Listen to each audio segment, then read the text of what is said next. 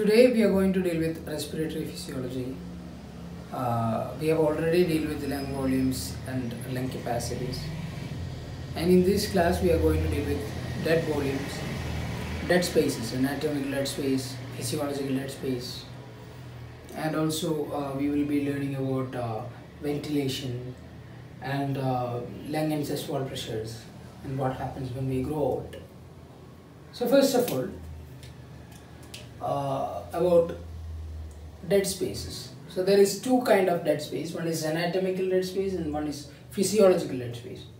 So we know that in the lungs there is, in the respiratory system there is trachea, there is bronchi, then there is bronchiole, and there is terminal bronchiole, and there is respiratory bronchiole, and then there is alveolar duct, sac-like structure, alveoli.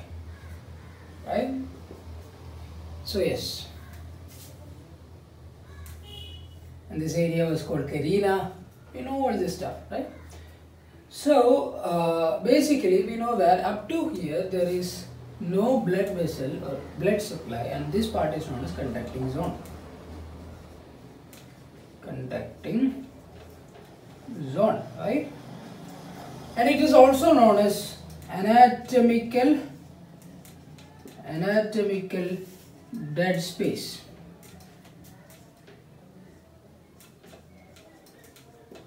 We have learned this. This is conducting zone or anatomical dead space because in anatomy this place is dead towards respiration, right? So next one is physiological dead space. Physiological dead space is an addition of both this anatomical dead space and alveolar dead space. Alveolar dead space. What is alveolar dead space? Dead space is what is this combination? It is VD, physiological dead space volume. Okay. So actually, what is alveolar dead space? Alveolar dead space mostly it is seen in the apex of the lungs. In the apex of the lungs, we know that there will be alveoli, right? In the apex of the lungs, in the alveoli, there won't be blood supply. Therefore, it is known as alveolar dead space. Why is this place called as dead space? Because there is no blood supply. Similarly, if alveoli does not have blood supply, then it is known as alveolar dead space. Right? So, addition of both gives physiological dead space. There is a calculation, there is a way of calculating physiological dead space, which is actually Vd is equal to Vt into PaCO2. What was PaCO2? Arterial partial pressure of carbon dioxide minus PeCO2. Expired air partial pressure of carbon dioxide by PeCO2. This is called Bohr's method of calculation of physiological dead space. Understood? Now we are going to deal with ventilation. So we have understood how Vd is being calculated, right? This is physiological dead space. So how much air is reaching alveoli? How much amount of air is reaching alveoli? Or the functional alveoli which undergoes respiration, right? So this alveoli which has physiological alveolar dead space does not have blood vessel, right? So it is functionally not available towards respiration. Same as anatomical dead space is also not functionally available, right, for respiration. So both of these places are not functionally available for respiration. That means we know that in every breath tidal volume is coming out, coming inside the respiratory tract, right, which is equal to 500 ml. We have learned this in lung volumes and lung capacities, right? Tidal volume is the amount of air that is coming inside in every breath. How many breaths do we take in every minute? Approximately 12 to 20 times, right? It's approximately 12 to 20 times. Why do we take breath 12 to 20 times per minute? Per minute, okay? Why do we take 12 to 20 times per minute? Because at that rate, our lung will have to do only very minimum work. Understood? So it's a minimum energy spent by the lungs to do the work 12 to 20 times. when we are taking 12 to 20 times per minute respiratory rate, right? So in one breath 500 ml is coming. In 1 minute 12 to 20 times we are breathing. So 500 into 20 gives 10,000 cc. In every minute 10,000 cc of air is coming inside, right? So that is known as what? Minute ventilation. In 1 minute, what is the ventilation? What is the amount of air that is coming inside the lungs, right? So that is known as minute ventilation. So we understood one ventilation. The next one is alveolar ventilation. How much amount of air is reaching the alveoli, which is functionally available towards respiration? Which is the amount of air? So we know that the tidal volume is coming and minute ventilation, actually minute ventilation is coming, right? So minute ventilation is coming, but some air is not available towards respiration. What is the amount of air or the volume of air that is not available? Physiological dead space is not available. So physiological dead space is not available towards respiration. So we know that alveolar ventilation will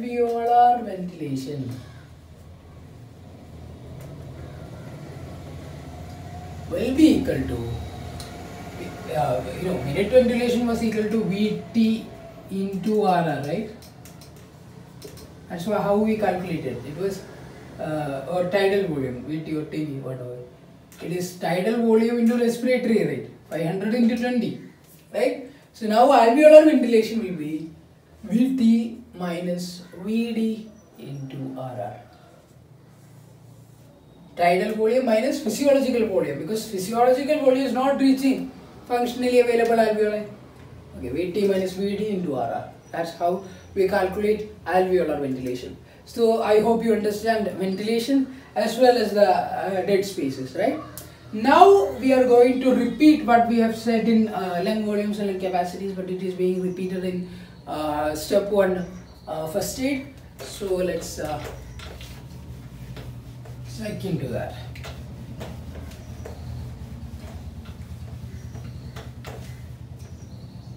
So we know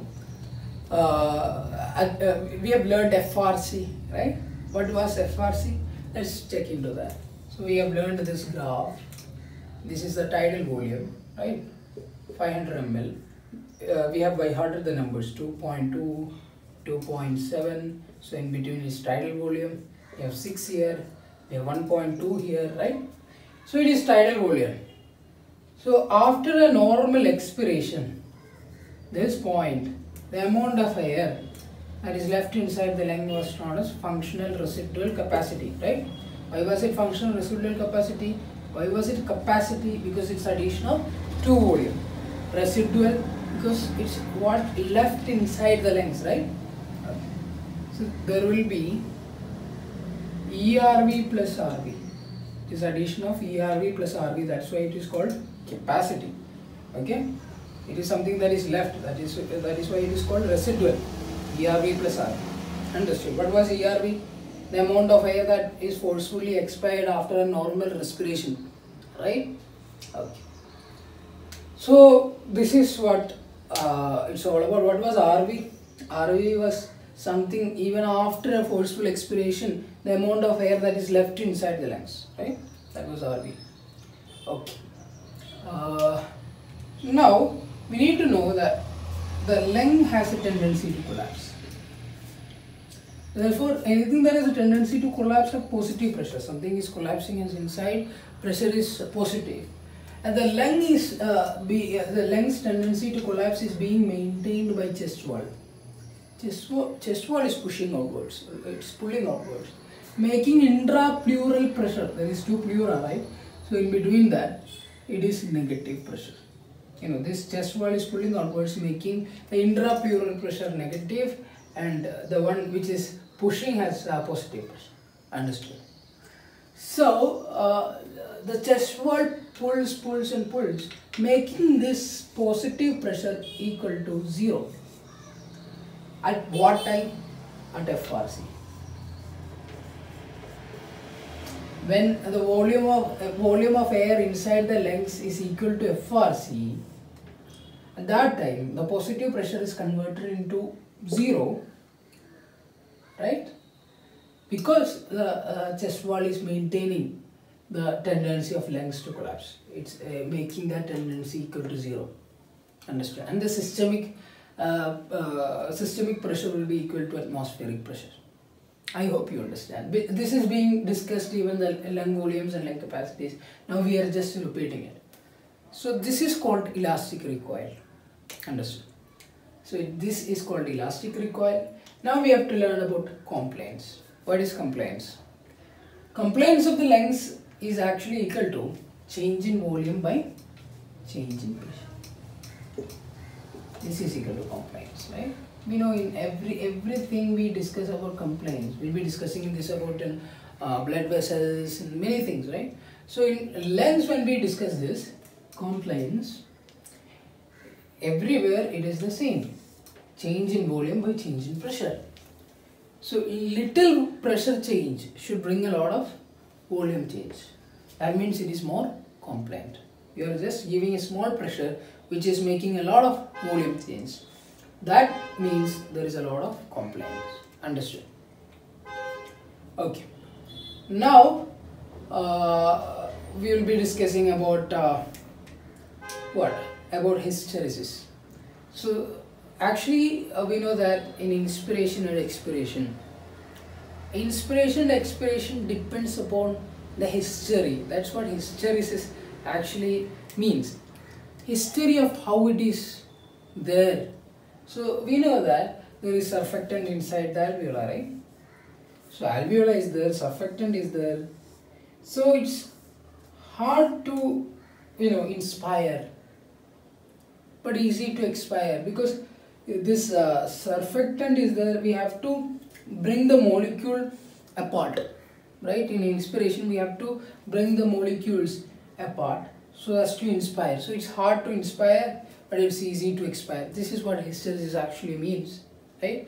Because now we will have to bring back the molecule into its original size, which has elastic recoil, and see a balloon which even if we fill the air, we open the opening of the balloon, it will collapse on its own. So it's easy to expire, but it's hard to inspire. So that's the basic of hysteresis. So that's there. And now we are going to learn about how is aging affects our lungs and the respiratory related things. First of all, we know that in old ages the lung will become more compliant. Lung will become more compliant. Chest wall become less compliant. It will become stiff. Chest wall will be stiff. The lung will be more compliant. Now the residual volume will increase. We will have a lot of residual volume in an old aged man or a woman. So that will be there, and VQ mismatch will be there. What is VQ? V by Q. It is ventilation, it is blood circulation, blood flow. So that will be mismatched, and there will be increase in the AA gradient. What was AA gradient?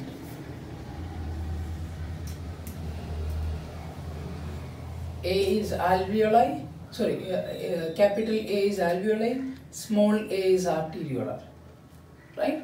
So AA gradient means mostly ideally it should be transferred, whatever partial pressure is here, that partial pressure should be here, right? But if it is increasing, if the difference is increasing, that means something is wrong with the alveoli, right? Something is wrong with the alveoli. So that means alveolar dysfunction is there. That means in old age, this difference will be increasing. Understood? So there is AA gradient, V by Q mismatch, the lung compliance is being increased, chest wall stiffness is there, and there will be a decrease in FVC and FEV1. Functional vital capacity and forced vital capacity and forced expiratory volume in 1 second. Understood?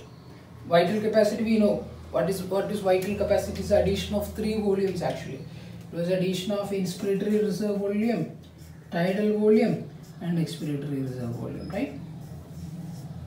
Functional vital capacity. Functional expiratory volume is, our lung will be pushing out air, and the total amount of air that is being pushed out, which is being expired out after a complete inspiration, is known as functional forced vital capacity. This is forced vital capacity. But at 1 second, if you are taking just 1 second, at 1 second, what is the amount of air that is being expired? It is called a forced expiratory volume at 1 second. Understood? So that's the, so this thing will be decreased. The amount of air that is being expired will be decreased. FVC and FEV1 will be decreased. It's very understood because we see, old-aged people, they cannot expire much of the air outside, right? So it's very easy to understand. Now, why it is? Because the respiratory muscle strength is being decreased, right? And also, in hypoxia, our ventilation will be increased, right? In hypoxia, that means oxygen is not being there for tissues.